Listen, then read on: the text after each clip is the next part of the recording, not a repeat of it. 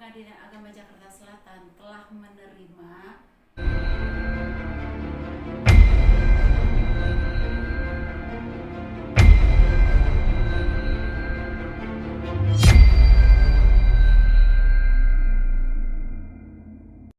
Ya Ibu, mengenai Aura nih bisa dijelaskan perceraian dengan suaminya terdaftar kapan dan nomor daftar registrasinya seperti apa Ibu?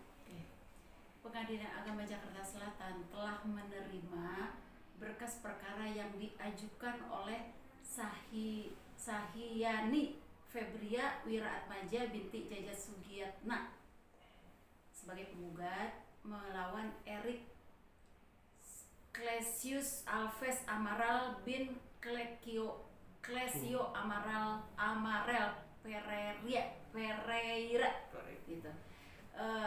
Nama tersebut telah terdaftar di Kepaniteraan Pengadilan Agama Jakarta Selatan tertanggal 17 Desember 2020 melalui KOD, artinya Electronic Code, dengan nomor perkara yaitu nomor 4322 PDTG 2012 2020 PAJS. Ada lagi? Tadi Maaf, didaftarkan kapan tuh? Terdaftar di Kepaniteraan Pengadilan Agama Jakarta Selatan tertanggal 17 Desember tahun 2020. Berarti online ya Bu pendaftaran? Secara online, pendaftarnya secara online atau electronic code. Melalui kuasa hukum atau gimana? Ini terdaftar melalui kuasa hukum yang kuasa hukumnya yaitu Alfian Bonjol SHLM, Ramawati SHMH, Adih Ernawan SH, Geni Ardintia Putri SH sebagai advokat dan praktisi hukum yang berkantor di Berbris and Partner. Bu, gugatannya ini hanya sebatas cerai atau ada yang lain-lainnya? Menurut yang kami telusuri bahwa selain gugatan perceraian juga dia mengajukan gugatan pemeliharaan anak atau hadonah anak. Gitu. Meminta hak asuh anak ya? Permintaan hak asuh anak agar berada pada penggugat. Bu, seperti biasa nih alasannya kenapa sih dia mengajukan gugatan cerai Aura?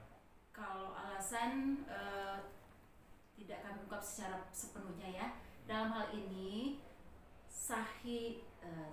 Sahinani Febria Wiraatmaja itu yang beralamat di Bangka, Mampang Perapatan, sedangkan suaminya yang tadi saya sebutkan tidak berada di Indonesia atau alamatnya tidak diketahui lagi alamatnya di Indonesia atau gaib. Dalam arti udah terancam gitu ya Bu?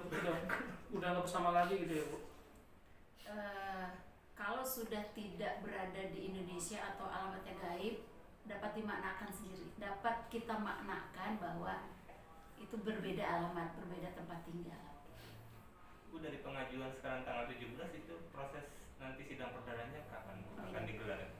Karena ini perkara ini tergugatnya dalam kondisi gaib berdasarkan peraturan PP nomor 9 tahun 75 pasal 27 bahwa untuk pemanggilan dilaksanakan melalui media massa.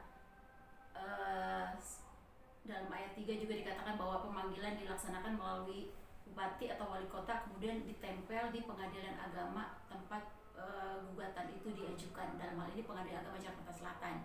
Jadi panggilan dilaksanakan dengan cara menempelkan panggilan di papan pengumuman Pengadilan Agama Jakarta Selatan, juga melalui media massa, dan ditempelkan juga di kantor wali kota Jakarta Selatan.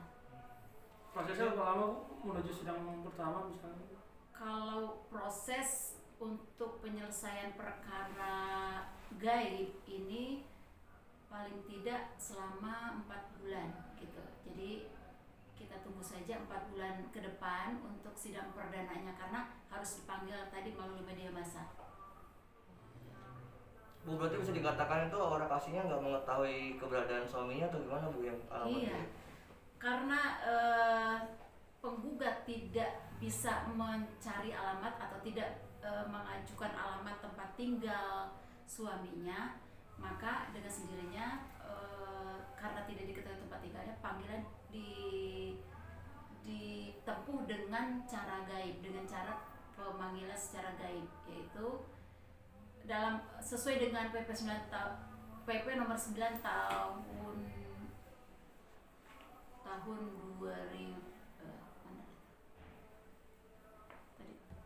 PP 9 tahun 75 tadi sesuai pasal 20 juga, pasal 27 juga, dalam hal tempat kediaman tergugat tidak jelas atau tidak diketahui atau tidak mempunyai tempat kediaman yang tetap, maka gugatan diajukan di tempat tinggal kediaman penggugat. Sedangkan untuk tergugat dipanggil melalui media massa tadi seperti yang sudah saya ucapkan. Dalam hal ini media massa yang digunakan di Pengadilan Agama Jakarta Selatan yaitu RRI, Radio Republik Indonesia setempat. Bu, artinya kalau dalam 4 bulan ini tergugat tidak memenuhi panggilan atau tidak menuju tidak bisa diketahui, itu artinya bisa langsung cerai atau gimana? Putusan versi itu gimana? Dipanggil dulu, kalau panggilannya sudah dilaksanakan, sudah resmi dan patut, nanti agenda berikutnya baru kan diperiksa gugatannya.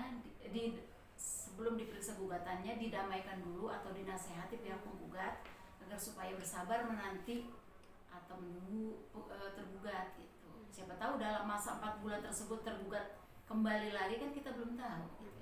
Kita jangan memprediksi bahwa benar-benar dia dalam kondisi gaib, siapa tahu gitu. Mudah-mudahan bisa kembali.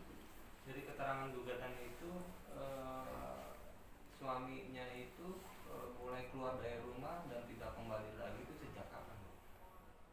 Itu belum dapat diungkapkan, belum terungkap gitu, karena gugatan penggugat tidak mencantumkan alamat atau tidak mengetahui alamatnya, sehingga belum dikaji ke dalam materi itu, masuk ke pokok materi perkara